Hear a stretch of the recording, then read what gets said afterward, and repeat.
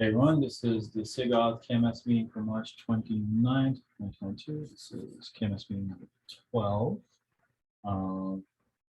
So I have one item to discuss, which is some thoughts I had around how we can handle sort of the rotation case within KMS. I don't know if others have any other things they would like to discuss today.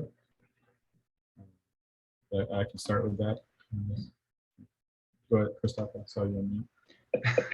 Yeah, so the only thing would be just splitting up the issues. So, and yeah, just that. So work coordination topic, but not more. Yeah, we should probably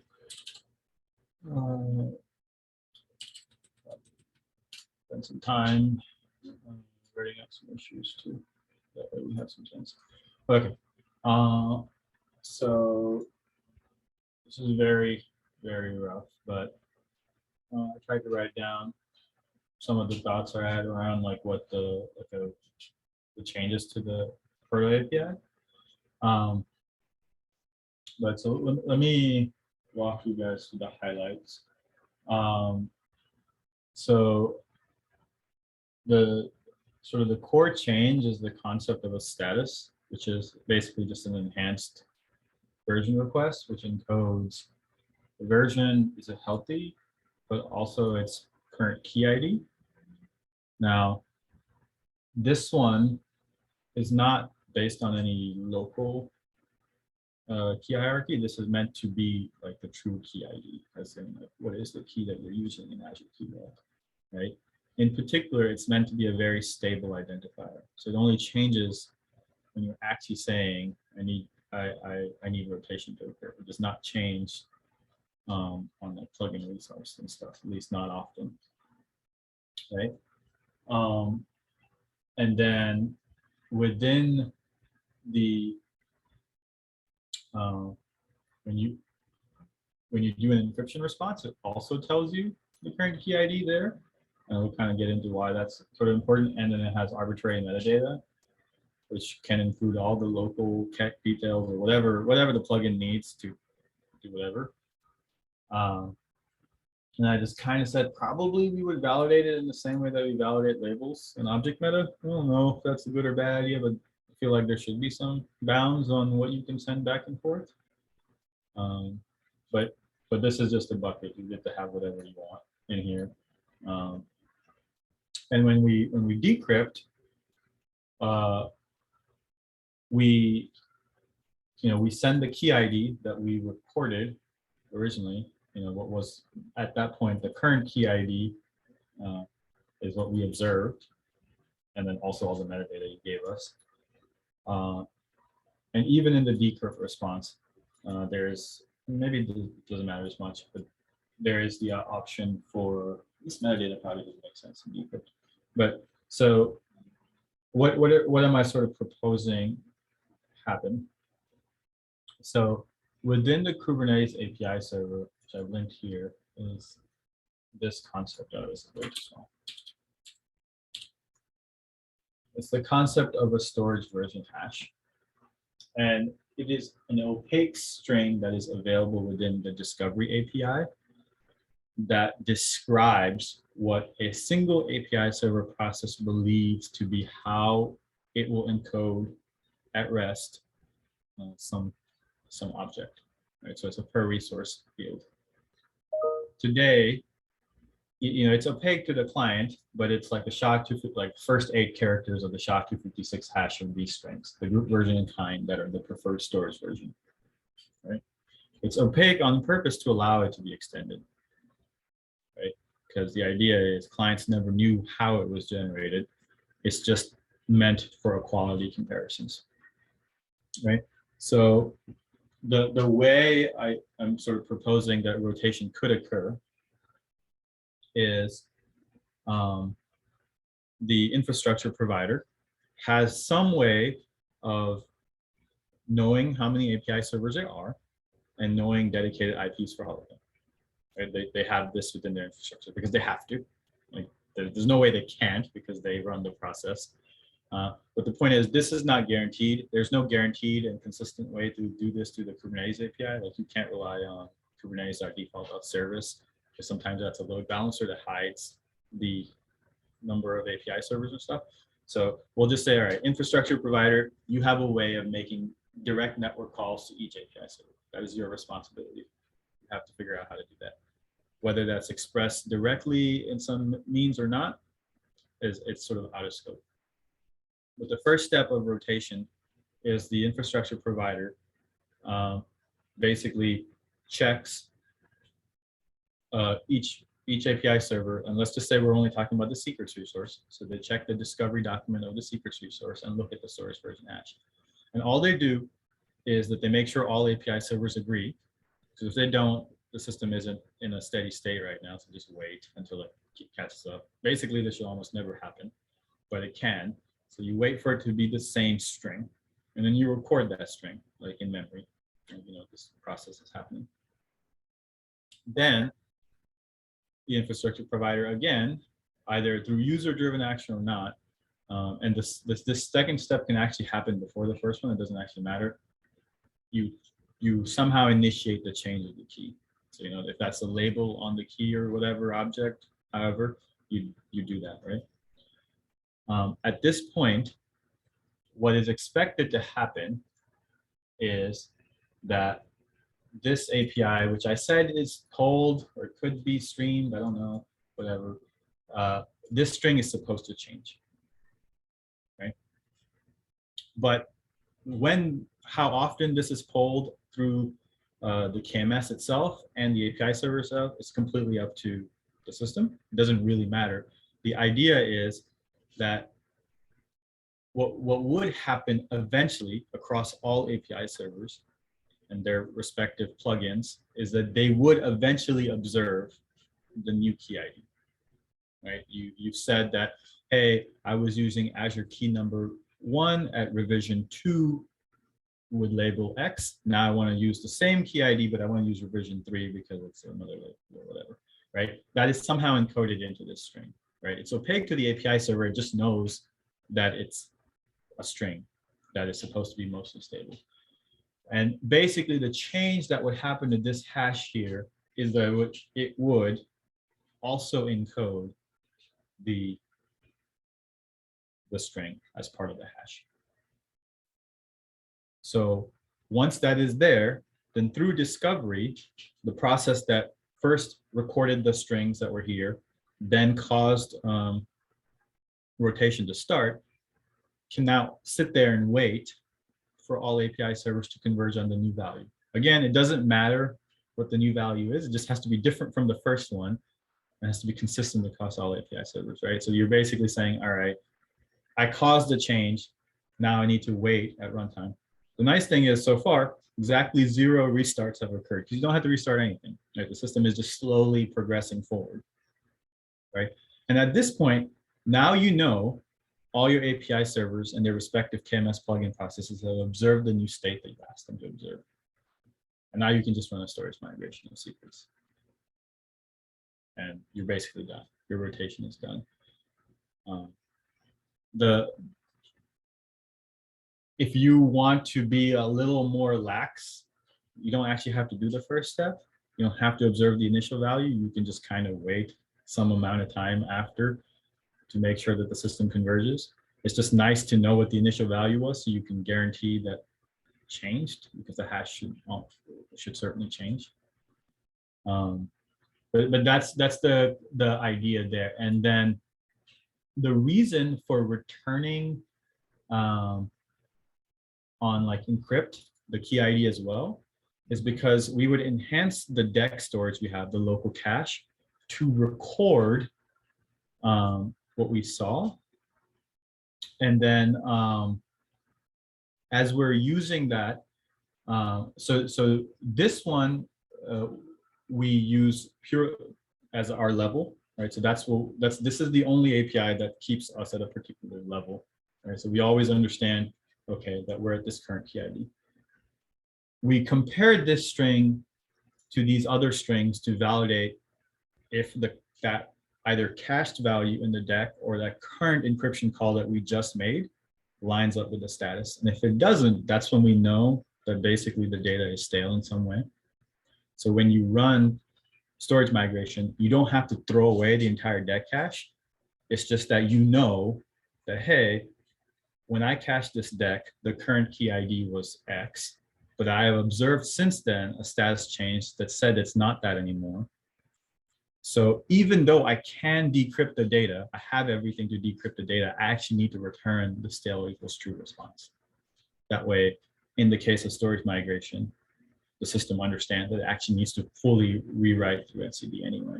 It can't just no-op the update. But I know there's a lot of words and like a crap ton of moving pieces, but that's the general. There's one thing I want to make sure more. Like the current key ID that you have in the encrypt response, is it? Oh, it's the one you use. It's the same basically that the one in status response, right? So the idea is that status response, let's pretend is polling and happens at every 5 minutes. These two can disagree because, you know, in the middle of an encrypt request, the system could change its overall state. So the idea is we want to record this within our deck cache to make sure that if we use it, we can validate or we can correctly say if things are stale or not stale. Because we trust the KMS plugin to not accidentally tell us the wrong value because it has to be correct, but we can't know at which sort of state that we are and it's at. It's just that we basically say, okay, shut up, VMware Slack. I'm not signing you. I don't know why I decided. So yeah, so that's the general idea, is that every operation basically encodes within it that level, and that's just as an observation. And then the status API, which basically happens synchronously in the sense that each API server is just doing one of those per process, is how it understands the level. And then we export that in an opaque way in the storage hash. So that way, if you want to have fully automated rotation without any restarts, all you have to do is record the initial value across API servers, cause the change, observe the change being flowed through your entire stack, and then just do the rotation, do the storage migration. Okay. So, and for the metadata, I'm not sure I followed this part. Like, what are some of the metadata that we might have, for example? oh yeah, so the metadata it's meant to be completely opaque to the API server. It's just and the KMS is and this will be stored unencrypted. So the KMS is responsible for if there are any secrets in there for coordinating how they're encrypted. But the reason the metadata is there is to support a expressive API for things like the key hierarchy that we want. So we would put in there, like within our implementation, in like, you know, encrypted local kek and just a blob in there. And the idea is that the API server will give you stable storage for this data and return you this data, including the current key ID. So that way also the metadata will be stored as well. Yes, the metadata is stored Okay. unencrypted. So the KMS is responsible for guaranteeing that it's not storing anything sensitive, or if it is sensitive, it is somehow encrypted, which is easy for it to do because it has access to the cloud KMS or whatever. So it's not a hard problem. It's just, it is a specific contract that we have to be careful to describe correctly. So the current key ID here we are referring to is not the local kek, right? We are referring to the KMS kek. Yes. So the idea is the value is opaque to the API server, but a change in the value signifies to it that it needs to change the hash, and that when it does reads from storage, especially when it's using a cached deck, it can tell that, hey, is it the same? It doesn't matter if it was before or after. It doesn't actually matter where it came in. Is it exactly the same? And if it's not exactly the same, it just says the thing is stale and you need to do a hard write. it's just a tiny bit more information sort of through the layers to kind of to me, I think this is the minimum amount of information we can pass through the stack while maintaining the ability to do this rotation safely. And basically, I use the concept of a status to kind of say, we had the concept of a version, but we also wanted health, and I kind of just cheated and said it's a string, and okay means good, and anything else does not mean good. And maybe there's a better way to express that, but I figured we wanted to have at least some way of being able to say, I am not good, and here is the reason why. So that way, when you hit the health endpoint, you could maybe at least see some logs or whatever. So, I mean, this is all making the assumption that API machinery folks are happy with us piggybacking on their storage version hash API, which is technically a beta API right now, and being like, I would like to add to this. But the reason I feel semi-confident that this is okay is the reason this API is there is to enable storage migration with the caveat, and this is written in the storage version hash kept, that you have to coordinate. If you have multiple masters, you have to have some external coordinating capability, because there exists no concept in the Kubernetes API to identify API servers and then directly make connections to individual ones. We have approximations with not exact guarantees. So it just kind of waves that part away. And I'm basically waving that part away also, just saying that I guess I would ask you, Anish, like in Azure, do you feel like you guys could build like a safe customer experience around this?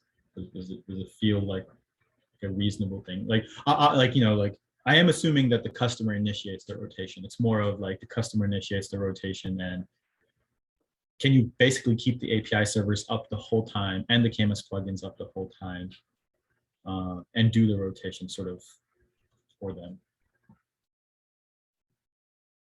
I think yes, but provided we follow that approach where we talked about dynamically detecting the change in KMS KEK, right? So like where you label a certain KEK version as latest in keyword, and then if that changes, the KMS plugin automatically detects that.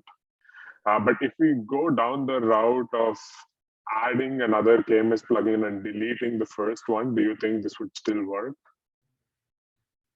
I think if you go down that route, I think you're still fine. Yeah, I think you're still fine. We have to come up. I think we already agreed to do the dynamic reload of the config. So as long as you have that, I think that's also okay. So yeah, you don't have to use this mechanism. The thought process behind this mechanism is you configure your KMS provider once as a single, basically as a single only encryption item, and you basically never change it. And you use the external APIs to drive the behavior. Basically. Yeah, I think the only part that I think probably for all cloud providers, right, is if we can detect the change dynamically. The only way possible is through poll, or basically exposing a public endpoint where we can get like events on message hub and all that. Right? Like that is one way to detect if there is a newer version of the key available.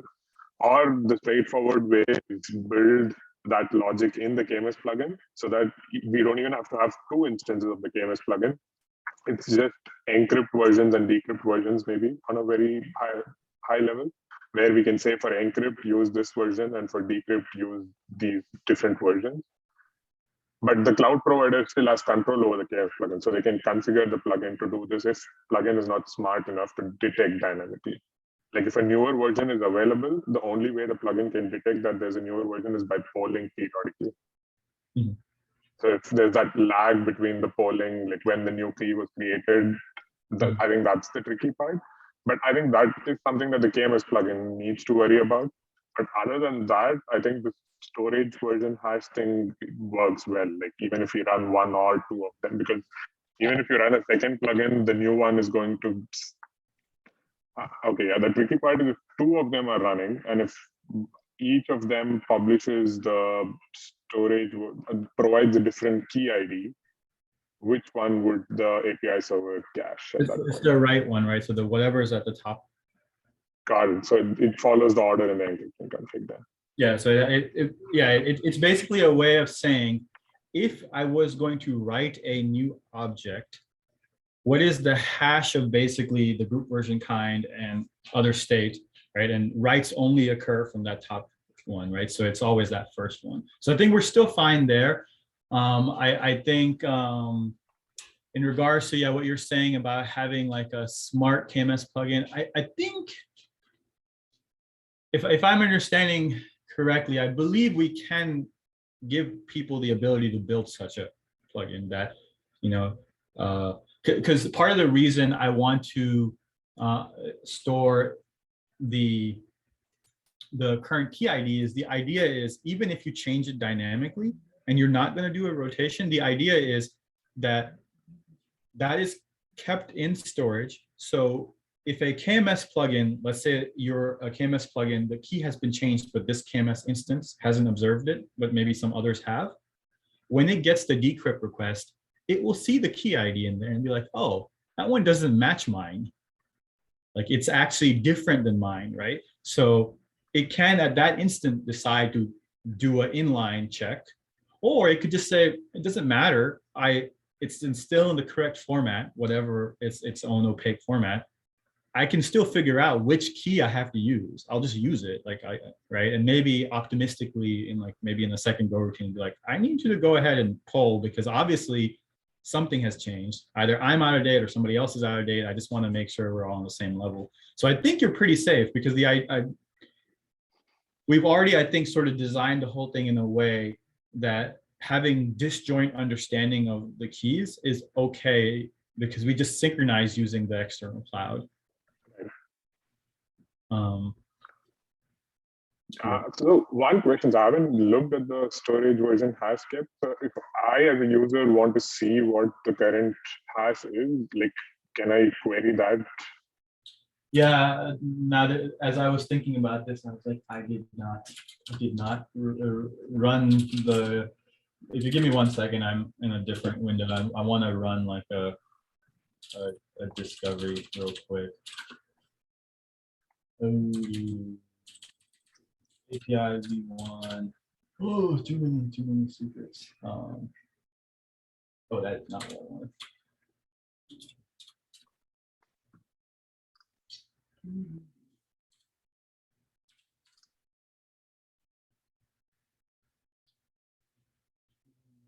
Yeah, okay. So I will.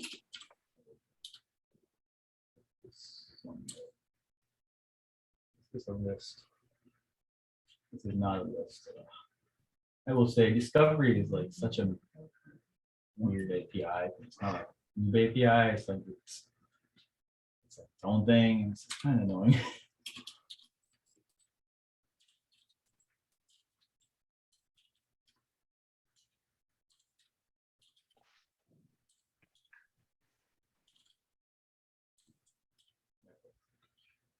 So I will put this in the recording or somewhere. But so if I run, where's my chat?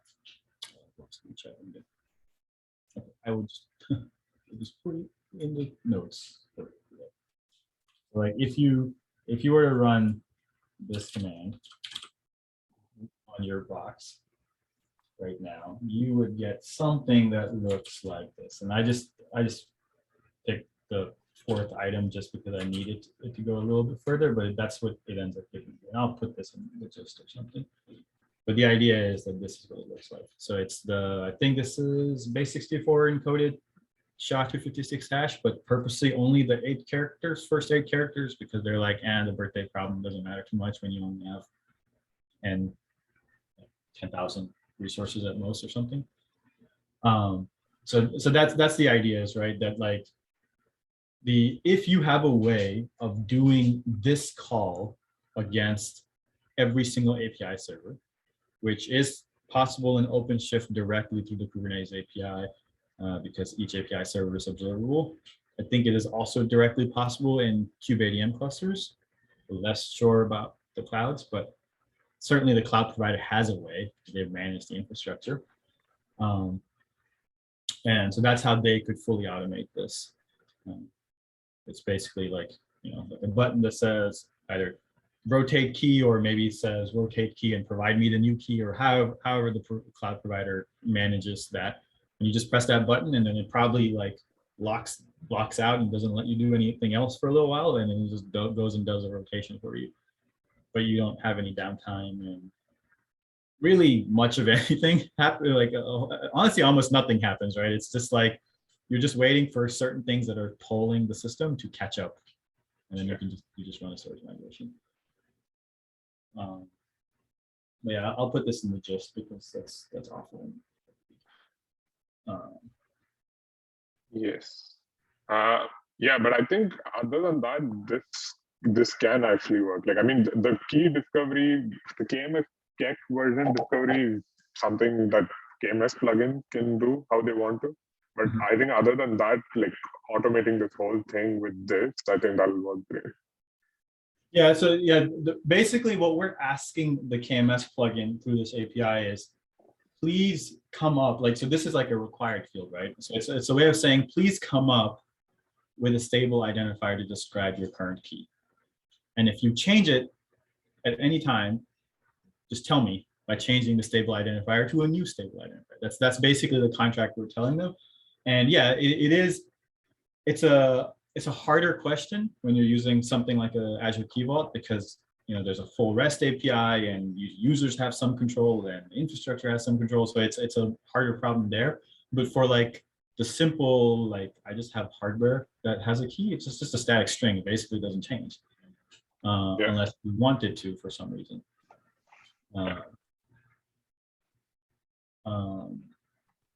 Yeah, and then basically I went with the route of like, I just want arbitrary metadata. So in here, we would probably have the encrypted Keck and any other semantics that we feel like that are relevant for the decrypt or debugging, or that's not basically the root key that isn't the key vault or whatever. Yeah, so if we're kind of sort of happy with this general idea, I guess do folks have other things to discuss before we maybe try to make some issues? I don't have anything. So in this KMS repo, I added the proto one that I've been working with as well. So I think like at least for what we want to do, like I think you also have the hierarchy stuff in this part, right? Like with the metadata and stuff.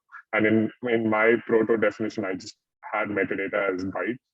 So like we can probably create a PR and then like finalize the proto API on what we need, like how we want it to look. Yeah, I mean, since we're experimenting, we don't have to finalize it right now. We just gotta, I guess, keep iterating forward. I was gonna ask, did you set up code gen in this repo? Is this auto-generated from the other thing, or is it like some script somewhere? Yeah, I've been generating it from the Kubernetes script, the generate proto one, but I can add that over here as well. Okay. So, okay, so I see you have this. Yeah, so key rotation. Do we feel? Could we rename this issue to update to the newer proto as a way of saying that is, or like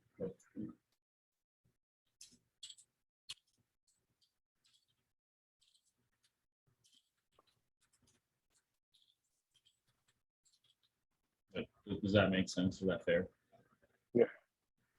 Okay. So that is one thing, and so I could that.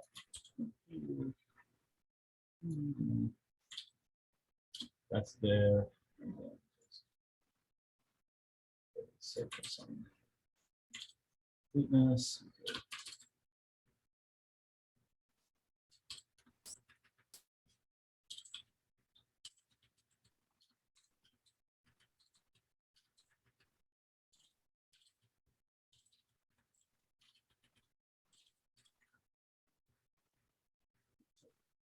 just so folks know, what is storage version hash being referred to, as an example.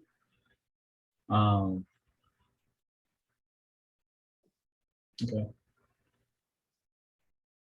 So I can think of, I mean, there's like two core tracks of work in my head. There's the Kubernetes API server changes, and then there's the KMS plugin changes. Those could be certainly split up, I suspect, into smaller ones, but like those are like the big chunks of work that are clearly isolated, but they're hard to do independently because they talk to an API that doesn't exist yet because we have an open issue. But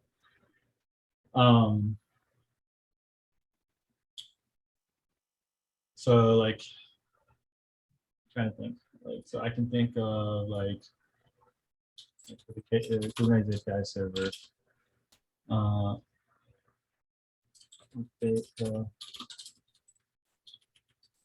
Oops.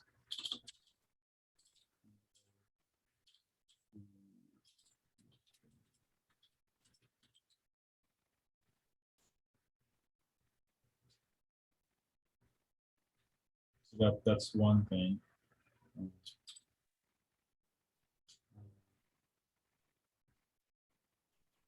So one of the weird things today in the code base is the fact that the health handler and the actual encryption system is basically like two separate instances of like gRPC connections.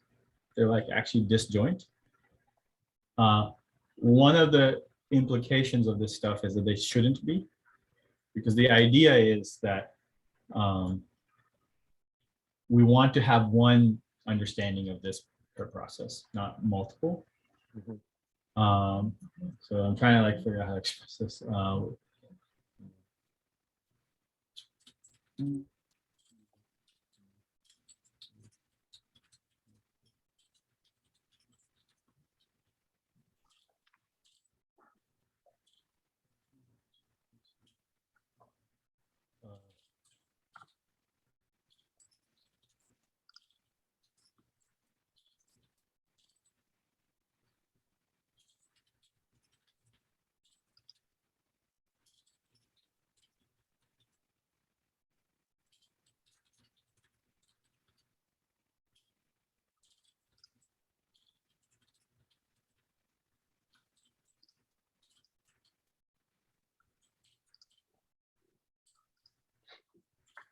So this is like one high level issue of like, if you want to start doing that. I mean, I guess maybe this is too far ahead, right? Because we also have to write the KEP and get agreements, and maybe I'm like running far ahead of like agreement because Yes, I was thinking like with the previous POC that we have, like what we have so far, should we also build the rotation stuff in that POC and validate it works? And then we can use that to write the KEP and also like demo it with the KEP. so I guess one thing I want to do is I will go ahead right now and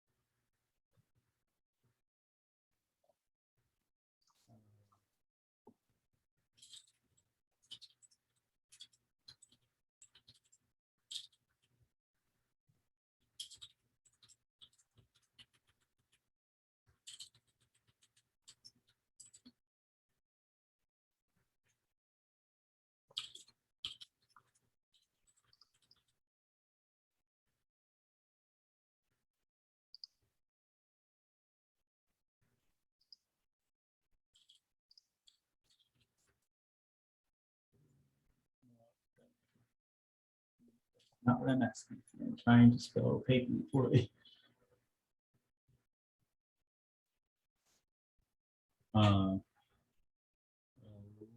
it would be kind of hard to catch you up because I think we went into some serious weeds, but this is recorded.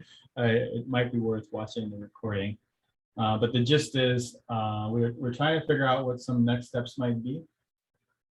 So I talked through this proto API, which is sort of like a very high level proposal for the V2 API in a way that supports rotation through sort of this first class concept of a current key ID and sort of an extended status API for versioning health and that current ID. And then basically in all the encryption and decryption requests, or responses, the current thing is always encoded to let our cache logic know if things are stale or not stale, basically, is kind of the idea. And then the other bit that this encodes is there is a currently beta feature owned by SIG API machinery called storage version hash. That is an opaque hash that looks like this. That basically tells you if this opaque string is the same across all your API servers, they have the same meaning for how they're going to store data on disk. And if it's different, they have different ideas about how they're going to store data on disk. Today, it's only dependent on the group version kind, as in just a schema.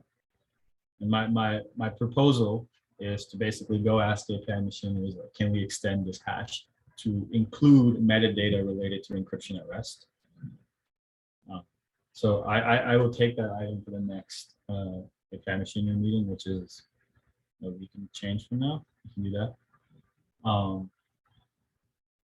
But yeah, we're trying to formulate what items we can work on right now without maybe getting too far ahead of a KEP, because we don't want to write too much code without stronger consensus from other folks.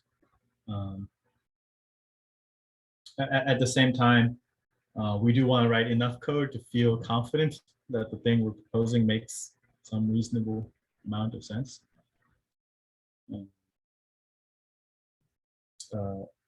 Nish, do you mind repeating your question? Because I think I lost exactly what you just asked or proposed maybe. Yeah, so for the healthy handler and all of those, like the same thing, right? Like we want to validate our proposal. Like when we actually have the KEP, we can also show them it works. I was thinking, should we build on the existing POC that we have and just also add rotation to see if it works, like what we're proposing works? Yeah, I mean, I don't think that's a bad idea. I don't think it's would be wasted effort, because I feel like it's like the trickiest part, and if we can see it working, we can have a lot more confidence that what we're proposing is the right thing. So yeah, I think that's fine. Do folks feel like we're at a place where we could start writing a KEP, or do we feel like we want to do more work on the POC first and at the same time also reach out to like API machinery?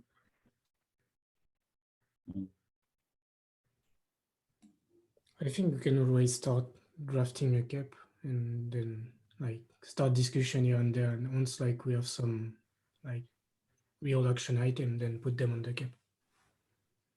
Because like there are already some points that we could tackle. Part of it is the POC. And I think having a way to track the effort might be a good idea. I think that was a +1 towards let's have a document that we can start collaborating on for the KEP. Yep.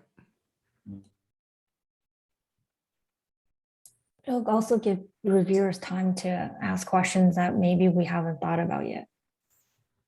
Yeah.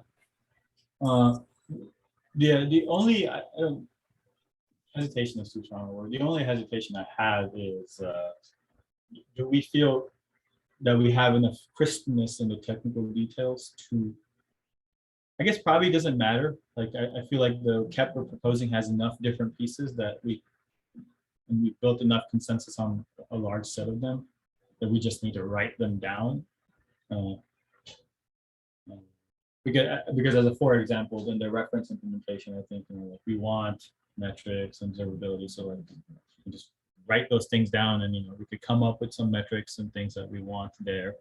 And it's okay if people think of more or want to change the name of the metrics or whatever. Like, I don't think any of those are like necessarily big deals, or in really any way would actually block the KEP work. So that's fair.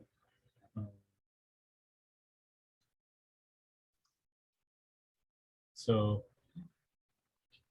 what we're saying is create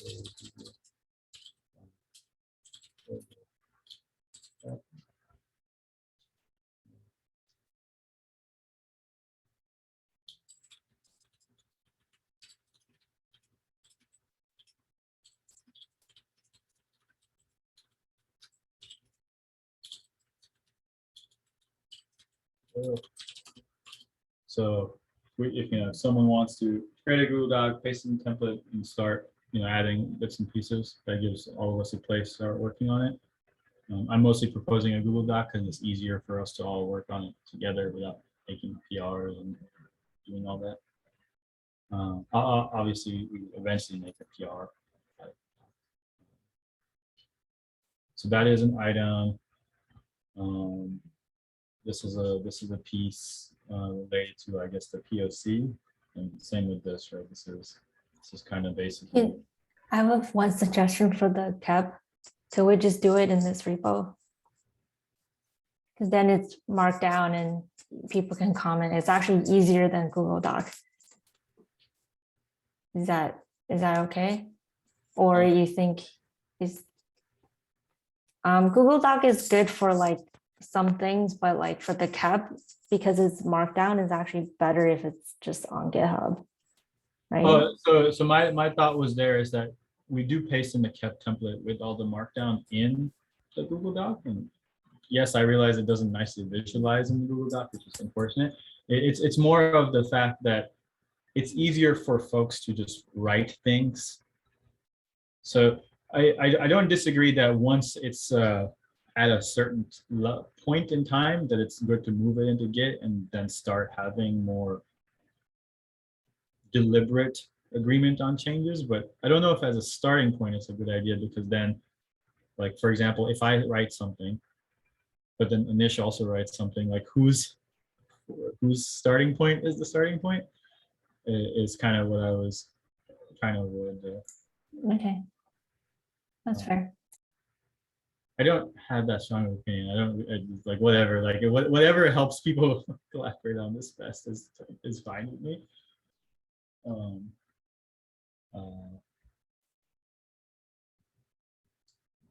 What other things do we have in mind?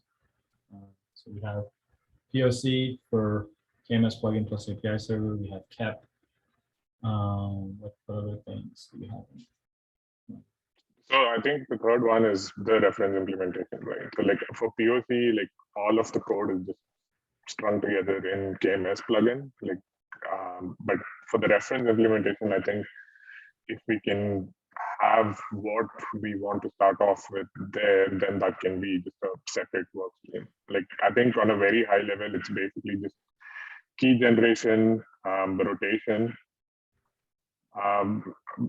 I mean, it's a library that can be used, right? And then also, I think we are talking about providing a logger so that the KMS can just import it and use that for logging requests with UID. So maybe a logging instance, and then metrics is something that we can eventually add.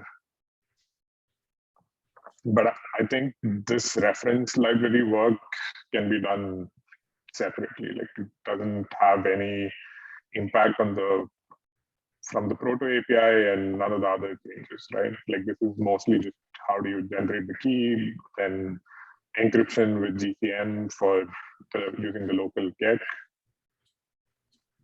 and then rotation based on a counter, like after how many operations this particular encryption is done. And then for using, we could add the interface here for interacting with like the external KMS for encrypting and decrypting the local cat. But again, that can be extended. Like right now, the library is just as simple as, hey, give me a key. It goes and looks up cache and everything and just returns a key. And then I just use that, and then I can go and call KMS to encrypt it, or we can pass a handler to it, which will call key vault to encrypt it or decrypt it. But those can be like plugins later.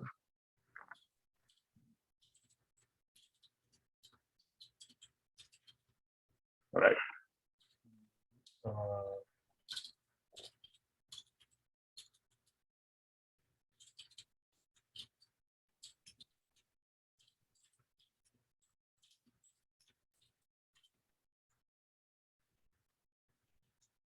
Yeah. So those are some ideas for that. Yeah, so for the POC, we're basically saying we're just doing it like hard code a bunch of stuff and just kind of just basically just get it off the ground. So it will probably, we're basically just going to hard code Azure Key Vault with like just a very particular set of ideas, right? Not a library that is reusable. And this is saying, all right, but if you want to make one that you can actually use for more than one thing, what are the APIs and structures that you need to build out in your Go code, basically? Right? Like, for example, this is probably some kind of interface that is implementable by different vaults and such. This is probably an interface that's implementable by different logging libraries. This one, I guess, is Prometheus metric. I guess, I don't know, something like that probably. This one I think is pretty easy. This one's pretty easy. Guess maybe this is configurable, at least in the Go code, like what the counter value is. Right, so if we make a client for this, by basically after the POC and like when we get to a point where implementing this, like each plugin can just use this library and create a new client and say like, hey, use this for 1,000 encrypt operations. It passes in it as an argument, and then basically like the library can handle the key generation, rotation, and we just define an interface saying like get, which will give me a new encrypt key, and then get by key ID will give me the decrypt key based on like whatever encrypted check that I give it. Like on a very high level, that's what I'm thinking. But I can also share what I have in the POC, right? Okay, so are folks okay with basically just, I don't know, just making a folder in here called like reference implementation or whatever, and just whoever, if anyone picks it up, just stick it in there, it's fine. Just, you know, I think all of us have right access to this repo, so just make a folder, stick it in there. You can't conflict with anyone because you're making a new folder. So that'll be kind of fine. I thought Christoph already has a reference implementation repo. Yeah, were you here last time, were you? No. Okay, so I think the feeling we had last time when we talked about that stuff is that the Tink stuff was a little bit too opinionated and wanted too much control over like how things are sort of laid out in basically a bite slice of how it thinks keys and stuff should be laid out.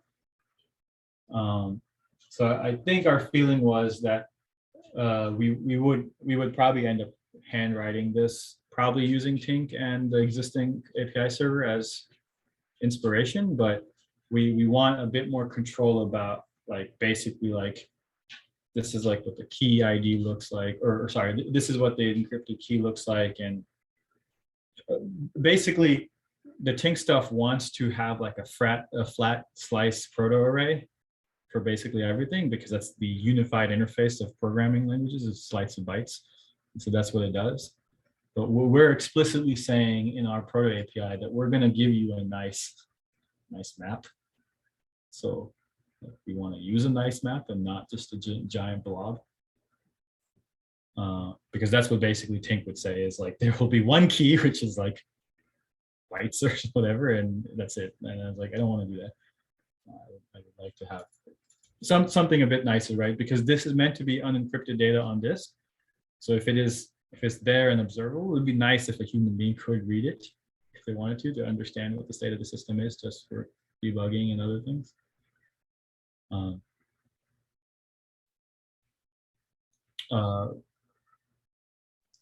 Also, I think, remind me if I'm remembering this right, Christoph, Tink,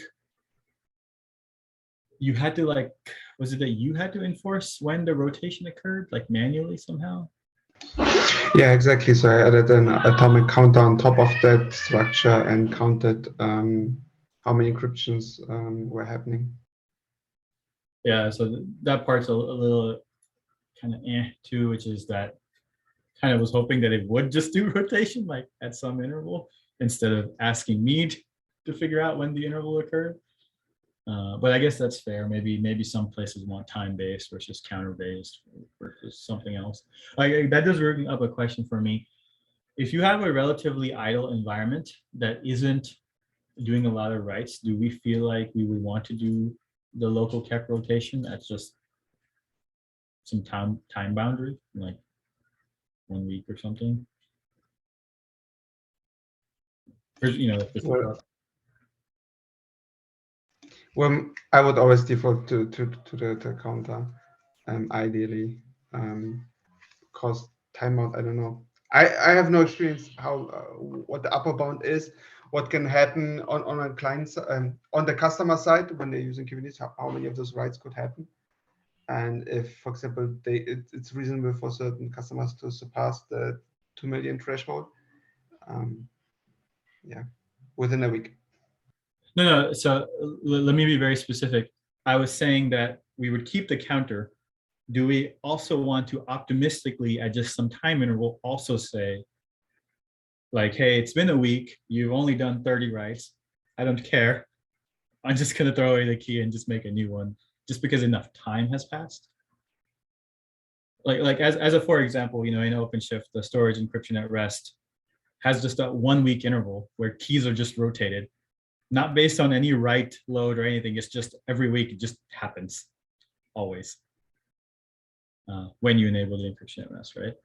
And that was just based on we have no idea how many writes there are.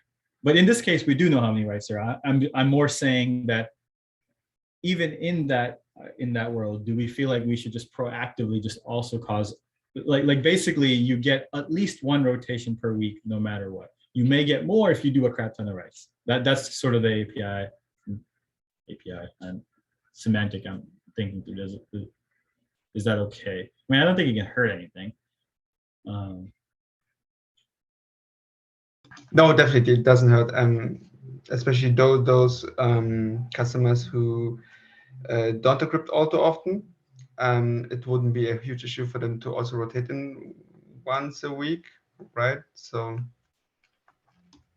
but on the other side, those who actually would need more frequent rotations, who are using the key more often, wouldn't benefit that much from the weekly rotation. But again, it doesn't hurt. So maybe definitely some upper limit in days would make definitely sense. I mean, just imagine you have a small cluster that lives for 5 years and it has not enough encryption. So you have this one precious key, and once it's leaked, like, it could be a huge issue, right? So definitely.